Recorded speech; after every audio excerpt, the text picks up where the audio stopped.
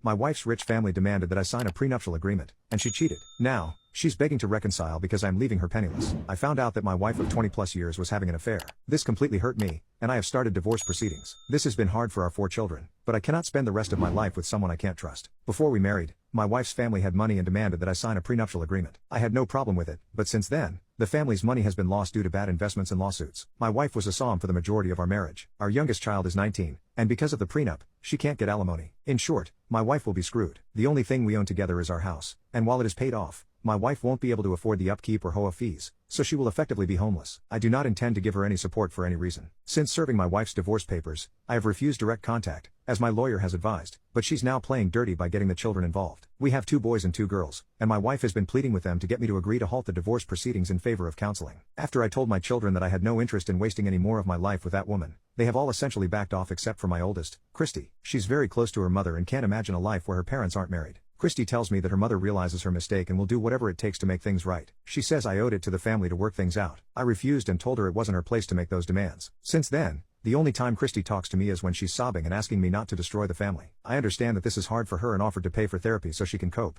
but she said there wouldn't be anything to cope with if I weren't trying to divorce her mother. Since Christy is being too emotional to act within reason and refuse therapy, I have resolved to limit contact until after the divorce. However, my other children say Christy's behavior is worsening. Update: I have a scheduled sit down with her to explain that what goes on between her mother and me is not her fault and that I can't ever go back to a woman who deceived me in such a big way. I told her that I try to be as forgiving and empathetic as possible but will never tolerate people who lie with malicious and selfish intent and try to cut them out of my personal life as much as possible. I was very calm when I said this and tried to be as loving as possible to my child, but it didn't work. Christy ended up breaking down and again tried to get me to convince me not to divorce her mother and just forgive her. I refused and, in the end, went NC with Christy for a little bit. I only spoke to her again 2 days before my other daughter's, Jane, birthday through a text asking her not to bring up the divorce since this was going to be the first time my wife and I would be in each other's presence since I filed. I sent the same text to her mother and didn't hear anything from either of them. Things were a little tense and awkward on Jane's birthday, but I thought it was going well, until my wife decided to be passive-aggressive and spoke about how good it is to have a family together during important events. Everyone saw through her crap, and my son, Jack, called her out on it and said that she was selfish to bring this up on Jane's birthday. Christy started defending her mother, and Jane, understandably upset,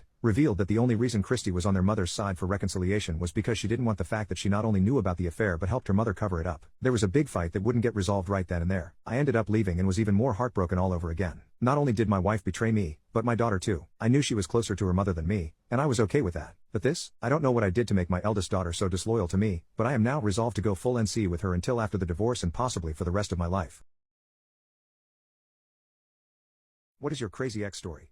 I was engaged to my high school sweetheart who I pretty much allowed to treat me like dirt for years. After high school, while we were living together, it was apparent that the relationship wasn't going anywhere and I finally found the courage to end it. I was the one with the job and the money, so I was keeping the apartment and asked her to move out. I think I gave her like 2 weeks or something, but it was a long time ago. Eventually she shacked up with some guy I think and was out of my hair. Every now and then she would pop in because she left all of her poop at my place while she was trying to find a new place. I kept hearing stories from everyone of her epically high body count and just tried to stay away from it as best I could. At some point though, out of anger, I went into her jewelry box and took back the engagement ring I'd given her. It was several weeks before she realized it was gone and I'd already sold it by then and told her so when she confronted me in my apartment. She lost her poop. She started demanding that I give it back to her or at least its value in cash. I told her that's not how engagement rings work and she can go away. She started hitting me and trashing my place. I didn't have to take it, but she was smaller than me and I was, at the time, a black belt, but I just let her take out her anger. She ripped my shirt, slapped me, punched, kicked, bit, everything. Finally she hit me square in the face and drove my head into the door behind me. On the other side of that door was a calendar hanging on a nail that stuck through the door just a small amount but enough to drive into the back of my skull and it go through my skull forcing me to bleed a little. I just grabbed her hands to stop her from flailing anymore and directed her over to the door. She could tell that I had lost my patience so she just stormed out. About an hour later she showed back up, this time with her mom and the police.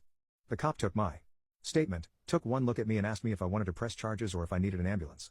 I declined both and then he escorted her and her mom off the property and advised that they take it up with small claims court if they wanted to proceed any further.